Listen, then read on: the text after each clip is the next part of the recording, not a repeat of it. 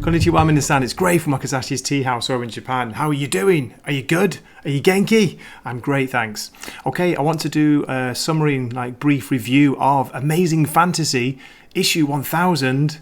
It's not really issue 1000, but it's a celebration of 60 years of Spider-Man, of Peter Parker. Poor Peter Parker. Now this came out, when was it, last week on Wednesday. It's priced, I think it's $8.99 if our memory serves me right. So a little bit pricey, but you do get in here. Let's see, there's 1, 2, 3, 4, 5, 6, 7, 8. There's 8 main short stories, and you get a bonus 5-page story at the end as well, in tribute to somebody.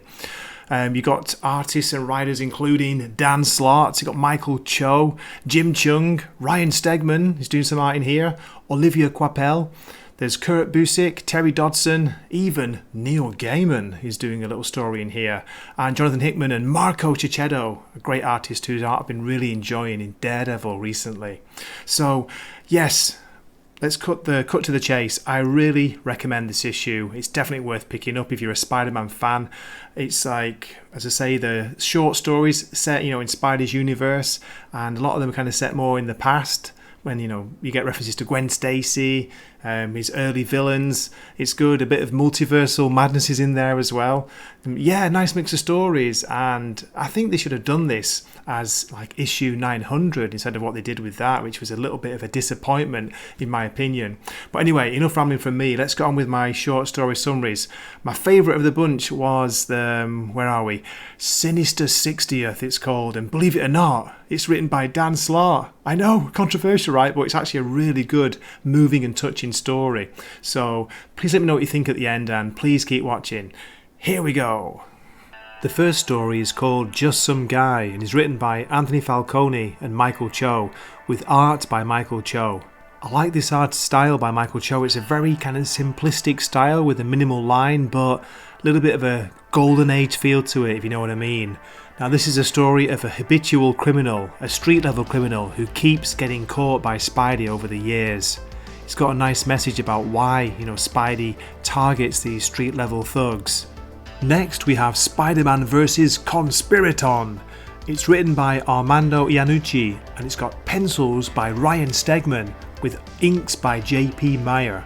For me this was a funny story, a cool story with a great idea. There's a villain who's put some kind of hallucinogens into the Daily Bugle, into the printing, into the paper itself, so that everybody who reads it sees what they want to see. They see the headline they want to see. You can guess that it causes absolute chaos in New York. It's great seeing a classic J. Jonah Jameson in this, losing his mind, going crazy, screaming at everybody as usual. Also, I've got to point out the art by Ryan Stegman. I really like his style here. Look at this image here where you got Spidey with his legs all askew. You got a kind of Todd McFarlane style webbing in the background there. Yeah, it's a great look. And not a bad looking villain. What do you think? Would you like to see more of Conspiraton? Spider-Man vs. His Sinister 60th by Dan Slott and Jim Cheung. We open with a fight above New York City. It's old Spider-Man about to celebrate his 60th birthday, fighting a younger, newer version of the Vulture. Spidey's asking him to pull his punches. Like you went easy on the original Vulture when he was your age? Okay, fair point. Then Spidey gets a phone call. It's Mary Jane. She's waiting for him in his favourite restaurant for a birthday meal. You're always late. He tells her he's almost finished. When, in the distance, he hears a shout, a cry for help. It looks like an armed robbery in an alleyway. Spidey drops in. Trust me, you don't want to do this. Holy shit. His spider sense goes off, and we hear his reflexes aren't what they used to be. Bang! He gets hit. He's down. Oh my god, you shot him. Nobody ever shoots a spider. Blam, blam, blam. The robber fires 3 more shots and flees. Spider-Man? Then we move back to Mary Jane in the restaurant, still waiting. On the TV screen in the background, breaking news breaks in. Spider-Man has been fatally shot. Mary Jane runs out of the restaurant. Then we get this gorgeous double-page spread here. We see Spidey being taken to the hospital in the ambulance. Not the mask. They leave the mask on. He's dying. Not like this, says Spider-Man. He wishes it should have been the Sinister Six. All of them, all at once. Carnage, Goblin, Craven, the lot. Not some burglar with a gun. But Going out like Uncle Ben almost feels right. I just wish I could have seen MJ one more time. Then we get another gorgeous double-page spread. He's in the hospital, slowly recovering. Spider-Man, can you hear me? I need you to be very careful. Spidey seems upset. There's nobody here. No one visiting him. The Fantastic Four? The Avengers? He's told they're off in space fighting Thanos or something. Can't believe it. Nobody came round to say goodbye. When the doctor tells him, no, you're wrong. There are a lot of people waiting to see you. Who? Everyone. All of New York, it seems. The line goes out the door and on for blocks. All these years, there isn't a person in the city that you haven't either helped or saved or rescued a loved one. Each visitor tells Spidey a tale of how he helped them in some way. When the next one is, hey Tiger. Oh, hi miss. Tell me, how did I save you? Then we see Mary Jane bend down and whisper something into his ear. Peter replies, I think you got that wrong. Those are all the ways you saved me. Then we see MJ leave the room. But suddenly, beep! Oh no, he's flatlining. What? I was just in there. Let me through. She runs into the hospital room and finds his bed empty and the window open.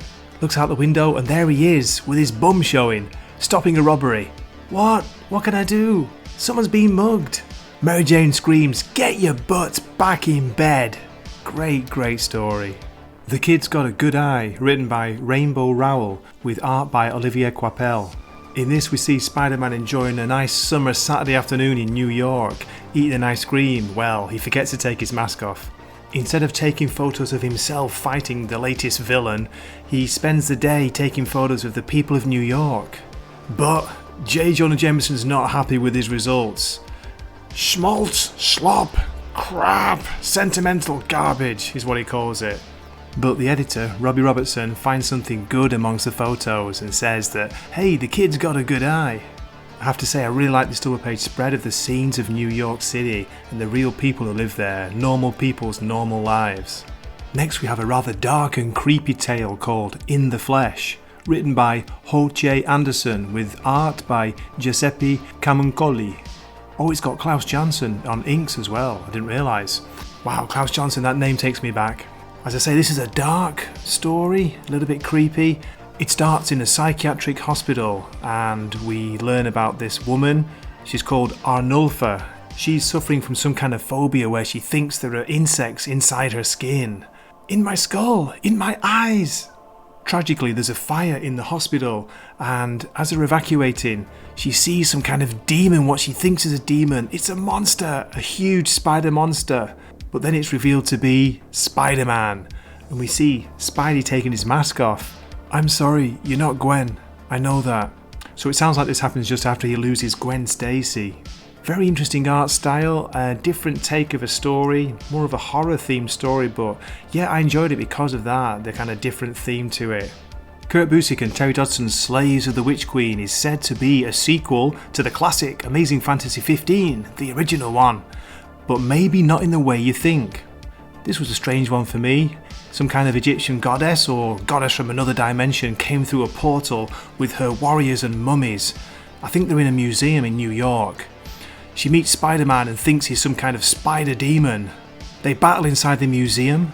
She tells him her story and then he decides to show her New York, takes her outside and she sees these incredible sights.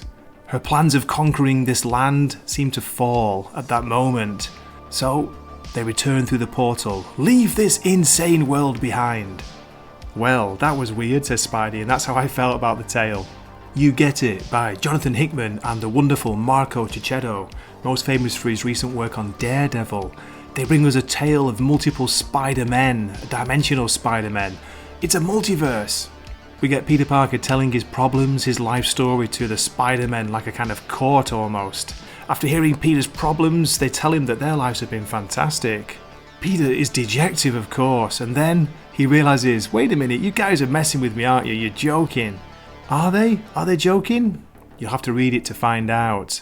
Great art in this. I love seeing the different depictions of Spider-Men from the multiverse, from the different universes. We get like a Cyclops Spider-Man. We get all sorts. There's a Fantastic Four looking Spider-Man from one universe. Yeah, great art by Checchetto, as I said. With Great Power is written by Neil Gaiman with art by Steve McNiven. Gaiman self-inserts him into the story, and it's more about him than it is about Spider-Man. He's telling the tale of how he once met Steve Ditko and got a comic signed by him. It wasn't very interesting, this one. I thought it was a bit egocentric from Gaiman to put himself first in the story. Although we know he is saying respect and thanks to Steve Ditko for signing the comics for him, but also for creating Spider-Man. Well, co-creating it.